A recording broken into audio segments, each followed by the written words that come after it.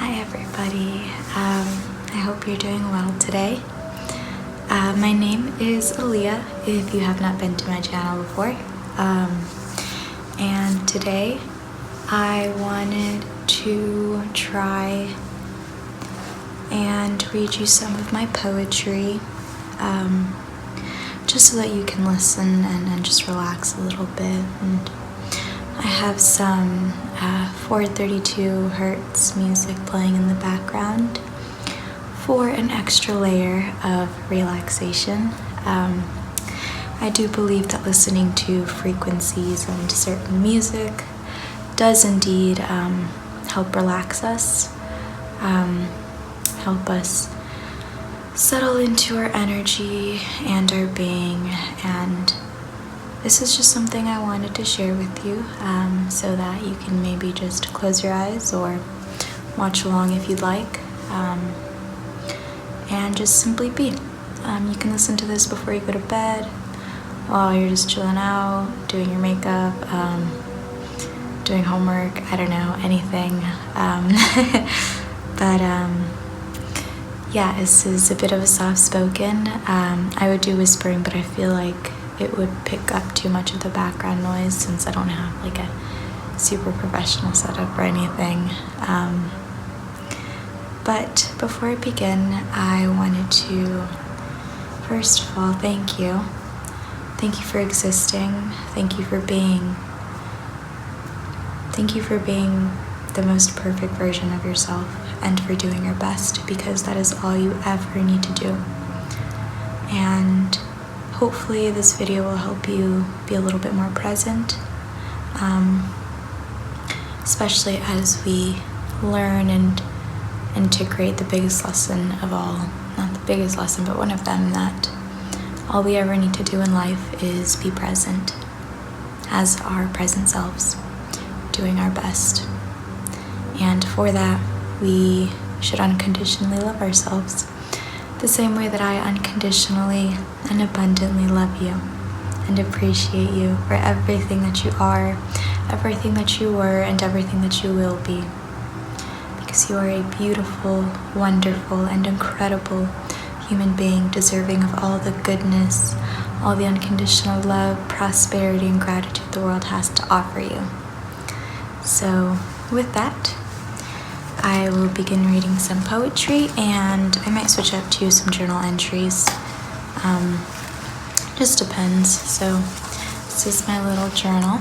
An ex-girlfriend of mine gave it to me when we were dating in high school, and I didn't really start writing until when I say senior year of high school. So it's a nice present that I didn't think I would end up using, but here we are. So let's see which one I will read to you today. Please ignore my accent, or compliment it if it's good. Okay.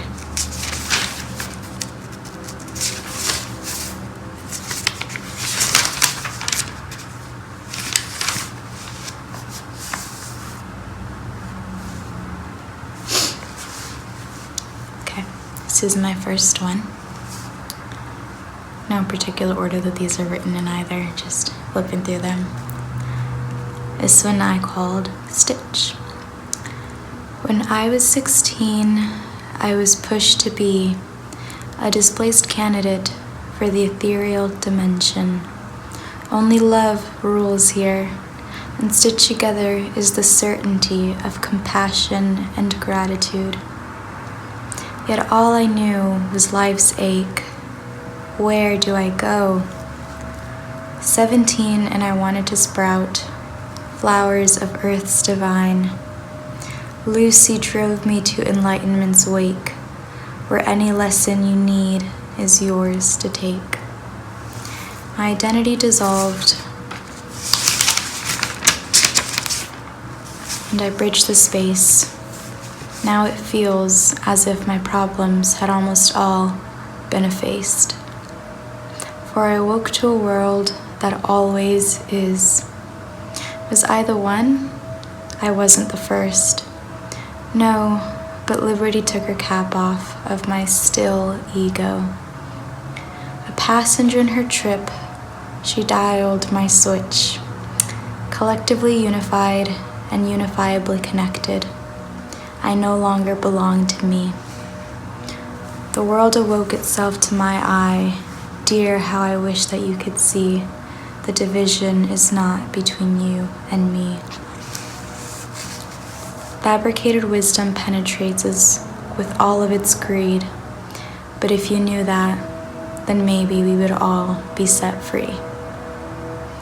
And that one is essentially about some trips that I took. I won't specify what type of trips because, privacy, legal reasons, something like that. But there's a few lines in here that just essentially talk about me realizing that so many of the problems that I was facing were completely in my control and were down to my perspective. And that over time and over some of these trips and in between these trips, I saw the real connection between us as human beings and the earth, and how I personally believe that we are all just an extension and a manifestation of the universe on this planet. And the last line that talks about fabricated wisdom penetrates us with all of its greed. But if you knew that, then maybe we'd all be set free. This fabricated wisdom is this society that we have cultivated that is built on greed, on exploitation, rather than unconditional love and compassion and patience and collectivism. And, but if everybody understood that for themselves, then we wouldn't be living in this world anymore. We wouldn't be living in a world where working a 9 to 5, 40 hours a week, having no leisure time, no anything is acceptable and a way of living. On to the next one. I've been broken down enough times to construct a tower so enormous that is impenetrable to the other's undefined hatred. My mortal flesh means nothing when I have a spirit composed of all the solitude and agony life could offer me. I actually don't know what this one is about. My mortal flesh means nothing when I have a spirit composed of all of the solitude and agony life could offer me. I think that last part was me going through something really difficult, and feeling like life is nothing but suffering, but at the same time, some of the biggest, or one of the biggest essences in our life and our being and our force is suffering, because it creates light, it creates love, it creates growth. So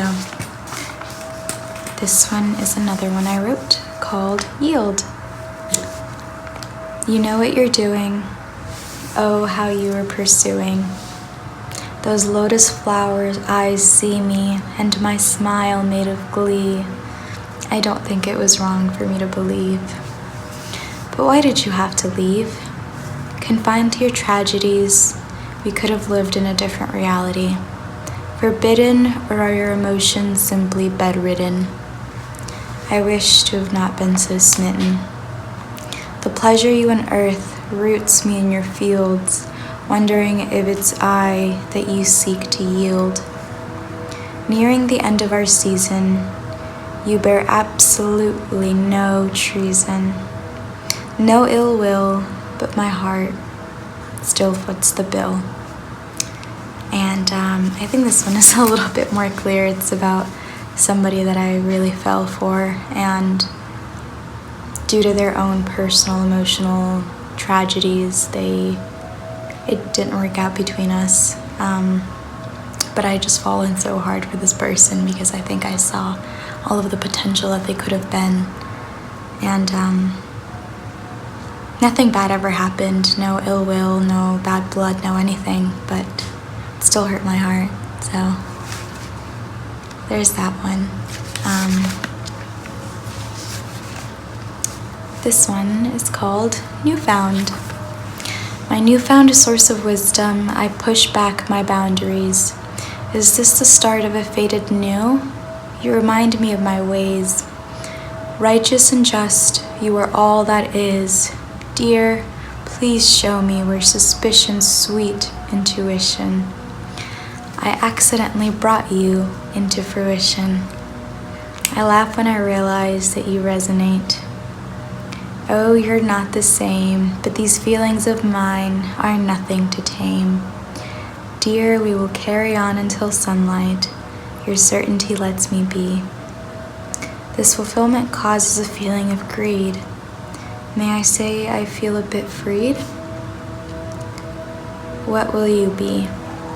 And this was about somebody that I feel I had a very soul connection with, and I didn't quite understand it. Things didn't really work out between us, but we're still friends now, and this was right when we had met. Just the way that we had met was so interesting, the way that we had connected so well, and that we got to a level of intimacy that you just don't reach on a first date. You don't really meet with somebody like that unless it's something incredibly special. And yeah, this next one is called Aries. Soulless in your flames, August's rise falls into eternal's love. Oh, I'll walk with you now until the end.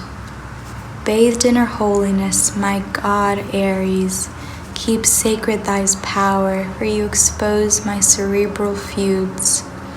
A man of peace, waging is the war to be ultimate. Your love is uncannily familiar. Aries, won't you besiege my core? My fruit is not forbidden, ripe and sweet. And this is just about a particular person that I dated, and how this was the most intense, most passionate love that I've ever experienced. Quite like a burning flame. It came in really quickly, and after a little bit of burning, just kind of flickered out because natural reasons. And yeah, this one is called Refraction. A weaver of life's opulent fabrics, my straws are spun golden. We love to live in a pipe dream. Visions of Elysian fields, your essence celestially flows through my shadows. My bravado stands at nothing. Reborn then and again, her abundance overwhelms even those most worthy of her godly touch. Aries, how did we get so blessed? I often think about your first caress. And I don't think I ever finished this one, but this is the same person that I was with. Just how their being just connected so closely to mine, and how my ego meant nothing when we were together. I felt very fortunate and lucky to got to experience a love like that. And quite a beautiful love that I got to experience. This one doesn't have a date, but I think this was perhaps after we'd broken up. Doesn't have a name either. You were brand new, though life moves on too. No, I never belonged to you. Parts of me, you carry a few. My eternal half, I promise with the last of my fingers, we will reintegrate alas. Divine love it will be, perhaps in the next one, next year's it will be. Eternal half.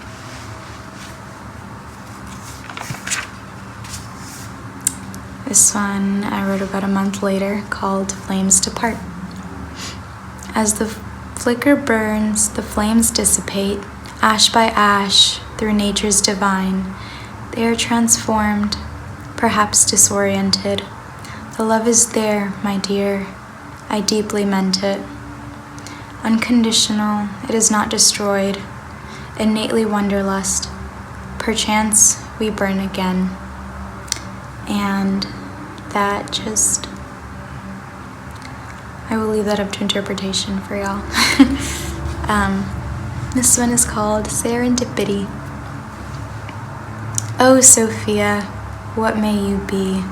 Akin to my soul, you're a stroke of serendipity. Beyond the ego and Kingwood's forests, our own instinctively sigh a breath of relief, for we are here once more. My love, will you possess our unconditional love as I do? I release expectation and allow us to be. The essence will always guide. And that one I won't explain too much because that is very personal to me. Next one we have is called Slumber. All I am is human. What are you? Human too. Desire abundance and the earth may provide, but most certainly not with this divide. What are you? Earth and human too. She is hurting inside because we abide by the green, I mean the greed. There isn't enough to feed. And it isn't just hunger. Please wake up from your slumber. What are you? We are the earth too.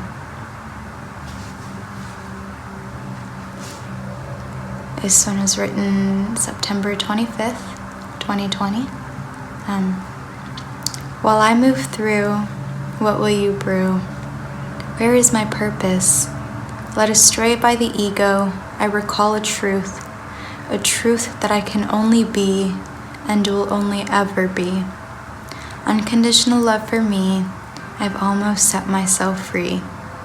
My dear, I can finally breathe.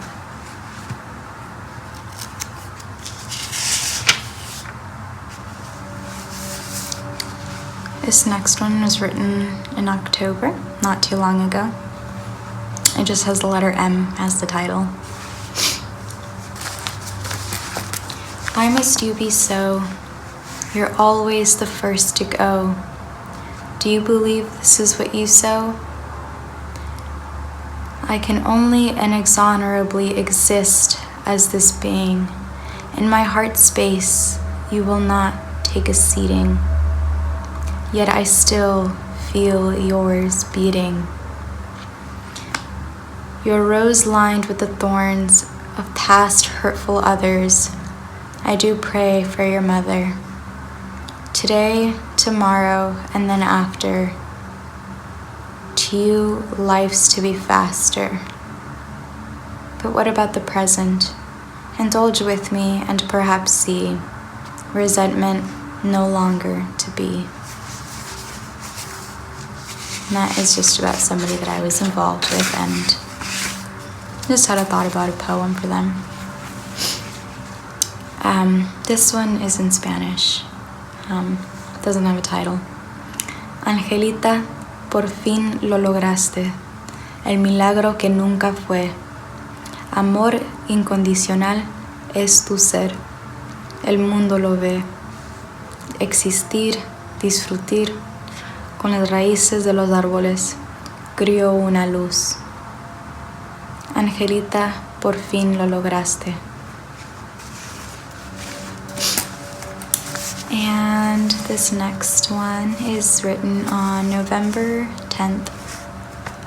Doesn't have a title to it either. King of Swords, we are on hold. Perhaps another time. It's okay if not. My heart space clears.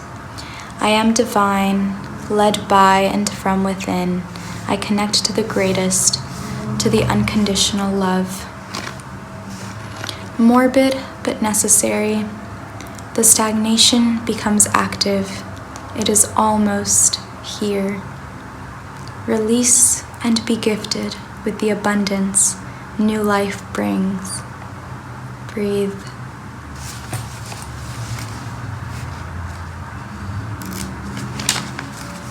So this is about releasing and letting go, making room for something else and better when things just don't work out the way that we always think they will.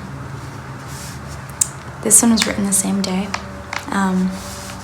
True love from my meaning. Why am I here? Healing and evolving. For who? My true love. Unconditional love. I am wonderstruck by my presence. I am my true love. Unconditional love forms me, through me, around me, and by me. True love, my meaning. Oh, this one was also written the same day. Abundance in a form I almost perceive clearly. The murkiness will subside. Fields of clarity and synchronicity. Our being is ascending. No longer bounded by human limitation, we are all that is. Ethereal, divine, angelic. We are not ourselves, but all that ever will be. Creator we are, limitless, guided. Abundance in a form I now perceive clearly. This is about being in touch with my spirituality and realizing that the only limitation are the ones that we ever impose on ourselves, because I do believe that part of us is divine. I do believe that we are the creators of our reality, of the environment that we uphold, especially through our perceptions. Our perceptions are absolutely everything, and if we don't carefully choose our perspectives, we can find ourselves trapped in some murkiness, feeling as though we can never move on, feeling as though things can never get better, rather than choosing to look at something in the lens that, oh, this could have happened to anybody. What is it that I can learn from this? How is it that I can come to a better acceptance?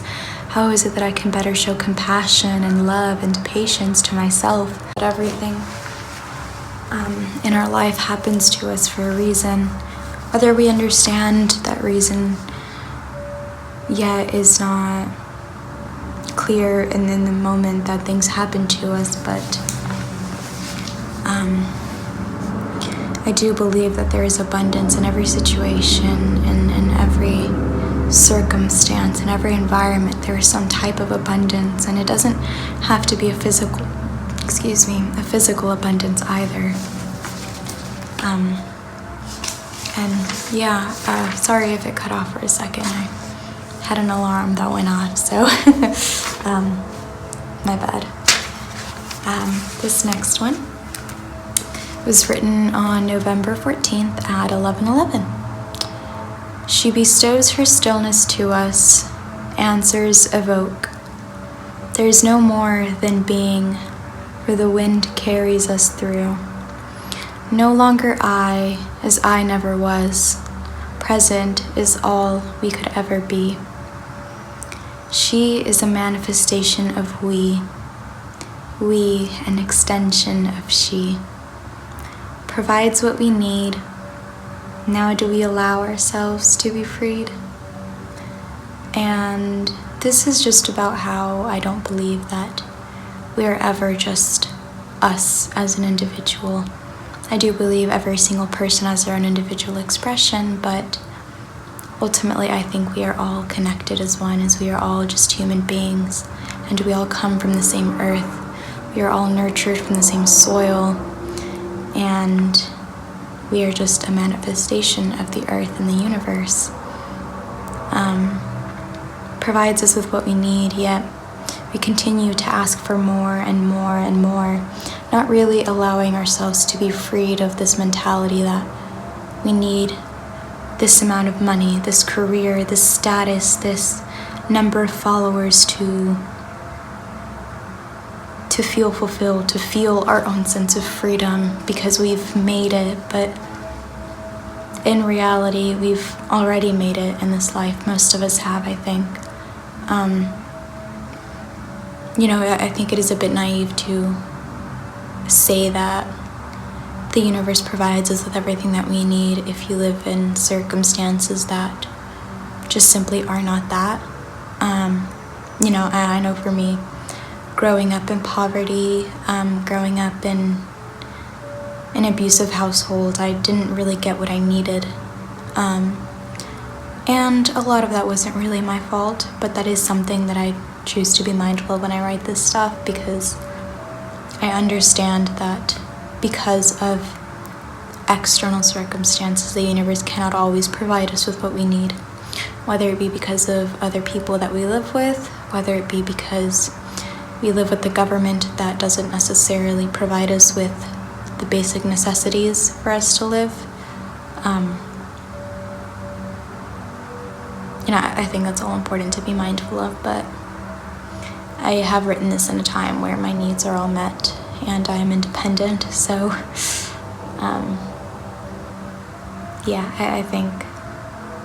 I think that is a bit of a rant, sorry. No sorries here, actually. No need to apologize. So this one is written November 28th. This is about love. The world can become love in the same that I do, with grief to gratitude. We simply unearth and uproot what is no longer for us. Allowed we are to release. The world can become love. Through our inevitable deaths, there is room for more, for abundance, for growth, for love. The world can become love. We must become our love first. Release and renew. Only then can the world become love.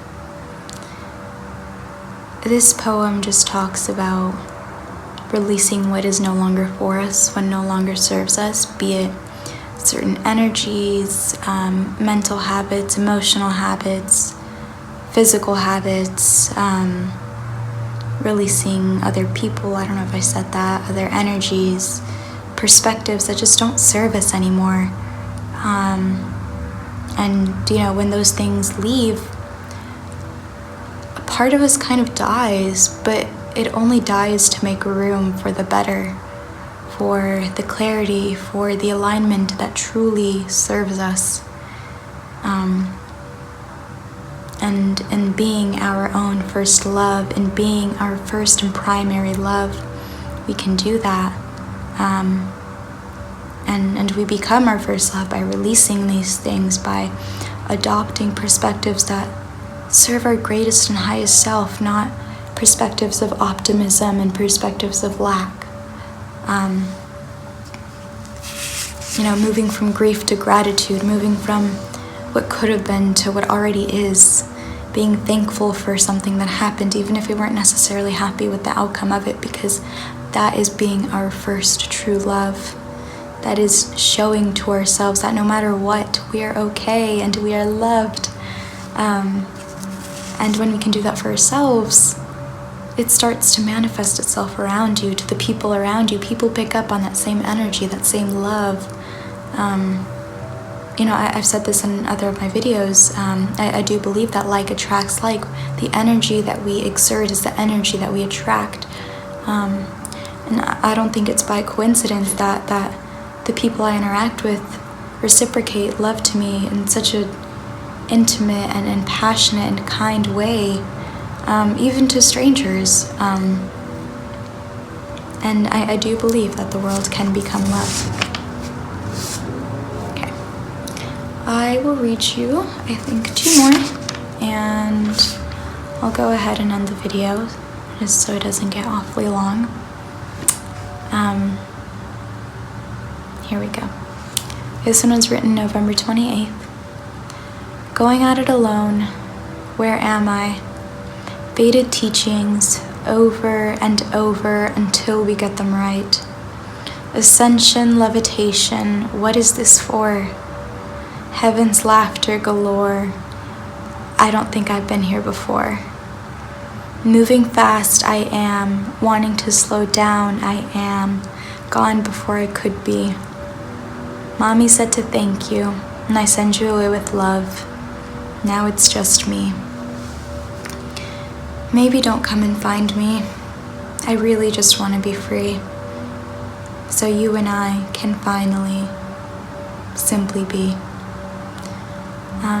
This is about karmic cycle with a partner that I was with. Just things moving so quickly before I could even grasp everything that had happened, and it was over. Nothing bad happened between me and this person and I. But I did want them to keep their distance because I just wanted to find my own freedom from them and the attachment that I developed from being with them for so long.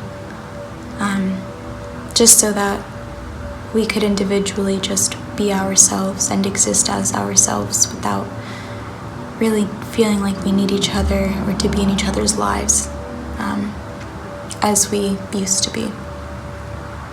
Okay. Let's see which one.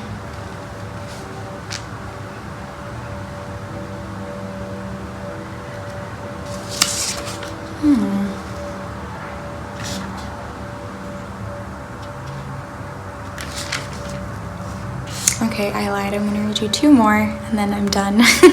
Thank you for tuning in this long if you have. I do really appreciate you making the time to listen in and just immerse yourself in my readings, or in my writings. My dear mother, there is truly no other. You have opened your home and someone to strip it to the bone. Will the rest of the world please just pick up the phone? We've so little time. This isn't yours and it isn't mine. It might be coming sooner, but my dear mother, how do we end the suffer? And mother refers to this earth, to the universe, and how she's opened up her home to us, but we just continue to take and take and take rather than restore and invest back into the earth. And the line that says this isn't yours or mine, it just blatantly says that this planet, these resources on this earth don't belong to you and they don't belong to me, they belong to the earth, and we are simply inhabiting it because she's allowed us to. And yet instead of showing gratitude, instead of expressing gratitude and unconditional love and compassion and caring, we simply take and take, and we've been taking for so long that I'm a bit uncertain of how much time we even have left. And this isn't just climate change, this is the way that we have distorted social balance in segregations that we've created, the division, these different levels of hierarchy that are arbitrary and don't make any sense to me whatsoever. And so my question is, how do we end that? And this last one that I'm going to read to you doesn't have a title either, but it was written not too long ago. This was written the 11th of this month. I think it's the 19th today, so it was written about a little bit over a week ago. Sweet bearings, oh, I love you. My delicate, fruitful existence, I am all I wish to be. Thank you for self, for we are masters of our mind. Yes, I am truly one of a kind. Prosperity follows. No, this life is never hollow. Gratitude and compassion for all that already is. More to come. Patience, honey. And yeah, that makes me really happy because I'm completely loving myself in this poem. And I describe my existence as everything that it is, everything beautiful that it is. And that there's so much more to come for me. Yeah, so that's a good number of my poems. I do hope that you enjoyed some of them. Please let me know if you liked one in particular. I would totally love to hear your feedback and your thoughts and how you may have interpreted some of them, because ultimately my writings are just up for interpretation. They have a meaning to me, but they can definitely have meanings to anybody else that are not related to the meanings that I've given to them. But before I go, I wanted to thank you again for watching. I wanted to thank you for being. I wanted to thank you for existing and for just showing me some love and support and compassion and patience. And I hope wherever you are, you have a very beautiful day, beautiful night, a wonderful and abundant week, month, year, and lifetime, because you absolutely deserve that and so much more. I love you. Okay. Bye.